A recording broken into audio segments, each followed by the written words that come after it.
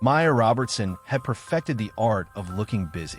As she power walked through Riverside Park that Tuesday morning, her wireless earbuds blocked out the world while her mind raced through her endless to-do list. Close the Henderson deal. Prepare the quarterly report. Schedule the team meeting. Return 37 emails. Her designer sneakers hit the pavement in a steady rhythm.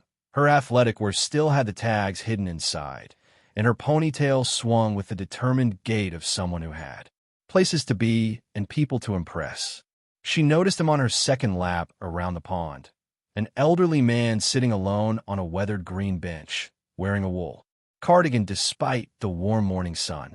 His hand was raised slightly, as if trying to catch her attention. Maya's eyes met his for the briefest moment before she looked away, increasing her pace. She had learned long ago that making eye contact in the city was an invitation for conversation, and conversation meant delays. Delays meant falling behind. Falling behind meant failure. The old man's face held a gentle expression, something almost hopeful in his eyes. But Maya had already categorized him in her mind. Lonely retiree looking for someone to talk to about the weather or his grandchildren or some story from 50 years ago. She had a crucial presentation at 10 o'clock. She didn't have time for stories. As she rounded the bend, she felt a small pang of something, guilt, maybe, or a distant memory of her own grandfather who used to sit in his garden waiting for her visits that came less and less frequently as she climbed the corporate ladder. She pushed the feeling down, buried it beneath the urgency of her schedule, and focused on her breathing. 4 counts in, 4 counts out. Efficiency in everything, even oxygen intake. By the time she completed her third lap, the old man was still there, but this time he wasn't looking at her.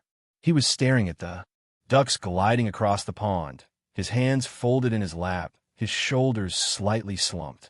Something about his posture tugged at her, but Maya was already checking her smartwatch. 7:45. She needed to shower, dress, review her notes, and get to the office by 9:30. She jogged past without a second glance. Wednesday morning brought the same routine. Maya arrived at the park at 7:15 sharp, stretched for exactly 3 minutes against the old oak tree, and began her laps. The bench was empty. She felt an unexpected flutter of relief mixed with something else she couldn't quite name. See, he probably just came that once. Nothing to feel guilty about. But Thursday morning, he was back. Same bench, same cardigan, same gentle expression. This time, when she approached, he held up a small piece of paper. Maya could see writing on it, but she couldn't make out the words from her distance.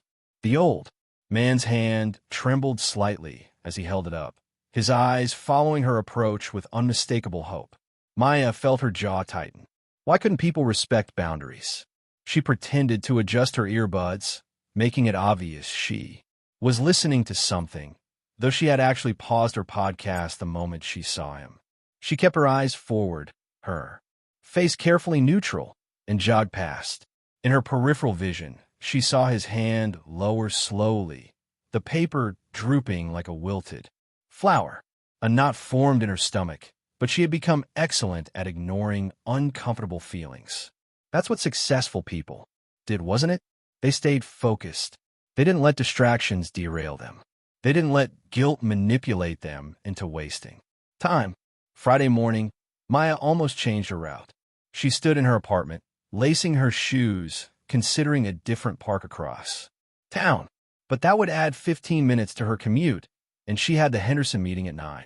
She couldn't afford the time. Besides, he probably wouldn't even be there. 3 days in a row was enough for anyone. He was there. This time, he wasn't holding up the paper. He sat very still, his hands empty in his lap, staring at something in the distance that Maya couldn't see. As she approached, she noticed something different about him, a profound stillness, a quality of resignation that made him seem almost translucent in the morning light. For a moment, just a fraction of a second, Maya considered stopping. Her pace slowed imperceptibly, but then her watch buzzed. With a reminder about her morning meeting, and the moment passed. She ran by, and this time, she didn't look back. The weekend came and went in a blur of work emails and meal prep salads eaten in front of her laptop. Maya closed the Henderson deal Saturday afternoon with a phone call that left her feeling hollow despite her boss's effusive congratulations. Sunday night, she laid out her clothes for the week, reorganized her calendar, and fell asleep with her phone charging on the pillow beside her, like a lover who never complained about being ignored. Monday morning arrived with rain. Maya almost skipped a run, but she had read somewhere that successful people maintained their routines regardless of weather. She pulled on a waterproof jacket and headed to the park, her hood pulled low against the drizzle. The bench was empty. A strange relief washed over her, tinged with something that felt uncomfortably like disappointment. See? He had given up, found someone else to bother. Or maybe he'd just been a tourist visiting the city and had now gone back to wherever he came from. Her life could return to normal, unmarred by the complication of guilt or the expectation in an old man's eyes. Tuesday morning brought sunshine and the return of her usual route. The bench remained empty. Wednesday, too. By Thursday, Maya had stopped looking. Friday afternoon, Maya left work early for the first time in 3 years. Not because she wanted to, but because her boss had practically forced her, insisting she use up some of her accumulated vacation time or lose it. She found herself walking aimlessly through the city, uncomfortable with the unfamiliar sensation of unscheduled time. Her feet carried her to Riverside Park. It was different in the afternoon, full of mothers with strollers, elderly couples walking arm in arm, teenagers sprawled on the grass with textbooks. The bench where the old man had sat caught her eye, and she found herself walking toward it. A young woman sat there now, maybe in her 30s, holding a baby who gurgled happily at the ducks. Maya almost walked past, but something made her pause. "Excuse me," Maya heard herself say, surprising herself with the words. "There was an older man who used to sit here in the mornings. Do you know if he still comes around?" The woman looked up, her expression friendly. "Oh, you must mean Walter." "No, I'm afraid." She paused, her smile fading. "I'm sorry to tell you this, but Walter passed away last week. Monday, I think. His daughter told me when she came to collect his things. He used to feed the ducks every morning for 30 years. The words hit Maya like a physical blow. The earth seemed to tilt beneath her feet. "Passed away?" "Yes. His heart, apparently." The daughter said it was his time. The woman shifted the baby to her other arm. She was going through his belongings and found something he'd written. She left it with the park office in case anyone came looking for him. Said he'd been trying to give it to someone all last week. Maya's throat constricted. What did it say?" "I don't know exactly, but his daughter mentioned that he'd been diagnosed with late-stage cancer a few months ago. She said he spent his last weeks trying to share something important with strangers in the park, some kind of life lesson he wanted to pass on, before it was too late." The woman's eyes grew soft with sadness. She said he believed that if he could just reach one person, help one person avoid the mistakes he'd made, it would all mean something. The world seemed to narrow to a pinpoint. Maya felt herself sway slightly. The park office. Where? Near the main entrance. The brick building. But I think they're closed now. It's almost 6. Maya was already moving. She half walked, half ran to the small office building, but the woman was right. The windows were dark, a sign on the door indicating they closed at 5. She pressed her face against the glass, as if she could will the building too open through sheer desperation. She sat on the steps, her head in her hands, and for the first time in years, Maya allowed herself to truly feel. The guilt crashed over her in waves, not just about the old man, about Walter, but about every person she'd hurried past, every conversation she'd cut short, every relationship she'd neglected in her relentless pursuit of success. Her grandfather, who died alone in a nursing home while she was closing a deal. Her college roommate, whose wedding invitation she declined because she had a conference. Her own mother, whose phone calls she often let go to voicemail. When had she become this person? When had efficiency replaced empathy? When had her calendar become more important than human connection? Maya returned Saturday morning the moment the office opened. A bored teenager sat behind the desk, scrolling through his phone. He barely looked up when she asked about Walter's belongings. Yeah, we got a box. You family. No, I knew him from the park. The teenager shrugged, retrieving a small cardboard box from a shelf. Inside were a few personal items, a worn paperback book, a package of duck feed, and a sealed envelope with "For the Morning Runner" written on it in shaky handwriting. Maya's hands trembled as she opened it. Inside was a single sheet of paper covered in careful cursive. Dear friend, I've been trying to talk to you all week, but I understand. You're busy. You're important. You have places to be. I was exactly like you once. My name is Walter Brennan. I'm 79 years old, and I'm dying. The doctors gave me 3 months, 6 weeks ago. I'm not telling you this to make you feel guilty. I'm telling you because I finally understand something that took me 75 years to learn, and I don't want you to take as long as I did. For 40 years, I built a successful law practice. I won every case that mattered. I made partner before I was 30. I had the corner office, the respect of my colleagues, and a bank account that made me feel invincible. But I didn't have time for anything else. I missed my daughter's school plays because I had depositions. I forgot my wedding anniversary because I had trials. My wife died 3 years ago, and I realized I could barely remember her face when she smiled. I've been too busy looking at documents. My daughter was here last week. She's 47 now. We had lunch, and she told me about her life, a life I'd missed entirely. Her first heartbreak at 16, her college graduation, her wedding day, her miscarriage, the birth of her 2 children. I was physically present for some of these events, but I wasn't really there. I was checking my watch, returning calls, thinking about cases. Dad, she said to me, I spent my whole childhood waiting for you to see me. Really see me. And now that you finally do, it's too late. Those words broke something in me that can't be fixed. Not with the time I have left. I've been coming to this park every morning, trying to share this lesson with someone, anyone, who might listen before they spend their whole life running and arrive at the end with nothing but regrets and a calendar full of accomplished meetings. Here's what I wish someone had told me at your age. Your calendar will never love you back. Your achievements will never visit you in the hospital.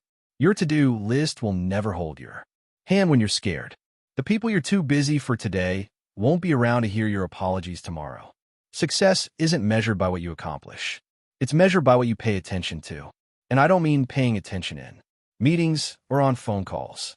I mean truly paying attention to the sunset, to your mother's laugh, to the way a child's face lights up when you actually listen to their story about school, to the quiet presence of an old man on a bench who just wanted to matter.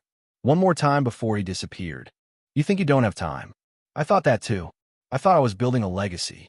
But a legacy isn't what you leave behind in boardrooms or bank accounts. It's what you leave behind in people's hearts. And I left very little. My daughter said something else that day. She said, Dad, I forgive you, but I want you to forgive yourself. And the only way to do that is to help someone else avoid becoming what you became. So that's what I've been trying to do. I've been sitting on that bench, holding up this letter, hoping one busy person might stop long enough to read it. Maybe that person is you. Maybe you're reading this in a park office after I'm already gone. Either way, I hope you hear me. Stop. Please just stop. Not forever. I know you have responsibilities. But stop long enough to notice the world around you. Stop long enough to remember that every person you pass has a story, has loved ones, has fears and hopes and dreams just as valid as your own. Stop long enough to remember that you're not a productivity machine. You're a human being, and human beings need connection more than they need corner offices. I'm leaving you with one request, if you're willing. Find 3 people this week and truly pay attention to them. Not while checking your phone, not while thinking about your next meeting. Just be present. Be fully, completely present. It might feel uncomfortable at first. You might feel like you're wasting time. But I promise you on everything I've lost that this is not wasted time. This is time. This is what time is for. And maybe if you do this, My last weeks of trying to reach someone, trying to matter, trying to redeem a lifetime of being too busy. To love properly, maybe will mean something after all. With hope and with regrets, Walter Brennan. P.S. The ducks at the pond like wheat bread better than white. They've been my most faithful companions these 30 years. I hope someone keeps feeding them. Maya read the letter 3 times, tears streaming down her face, her chest heaving with sobs she'd suppressed for years. The teenager behind the desk pretended not to notice, suddenly very interested in his phone. When she finally composed herself, she carefully folded the letter and placed it in her purse. Then she took the package of duck feed from the box. "Can I keep this too?" she asked. The teenager shrugged. Nobody else claimed it. Maya walked back to the bench where Walter had spent his last mornings. She sat in his spot and opened the package of duck feed. The ducks, recognizing the familiar gesture, glided over with eager anticipation. As she scattered the seeds across the water, she finally allowed herself to stop, to simply be present. She watched the way sunlight glinted off the water. She noticed the intricate patterns on the duck's feathers. She felt the warmth of the sun on her face and the roughness of the bench beneath her hands. She let time pass without checking her watch, without counting minutes, without calculating productivity. A child approached, maybe 5 years old, tugging on his mother's hand. "Mama, can I feed the ducks too?" The old Maya would have smiled politely and shifted away, creating space but not engaging. The new Maya, the Maya Walter, had reached across the boundary of death itself to awaken, held out the package. "Of course," she said, and she meant it. "Would you like me to show you how Walter taught me?" The boy's face lit up like sunrise, and Maya spent the next 20 minutes teaching him about the ducks, learning about his favorite dinosaur, and actually listening when he told her an elaborate story about a T-Rex who learned to be gentle. His mother sat beside her on the bench, grateful for the moment of rest, and they talked about nothing important and everything that mattered. When they left, Maya remained on the bench. She pulled out her phone and, for the first time in years, ignored the 17 new emails. Instead, she called her mother. "Maya? Honey? Is everything okay?"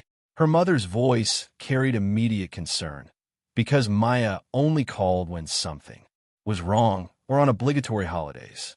"Everything's fine, Mom. I wanted to hear your voice, and I wanted to tell you I'm sorry." "Sorry? For what?" "For not calling more. For not visiting. For being too busy. For missing your birthday last year. For all the times I cut our conversation short because I had a meeting." Maya's voice cracked. "I'm sorry for not paying attention." There was a long silence. Then her mother's voice, soft with surprise and emotion. "Oh, sweetheart. I'm just so happy to hear from you now." They talked for an hour. Maya learned things she'd never known. That her mother had always wanted to learn piano but thought she was too old.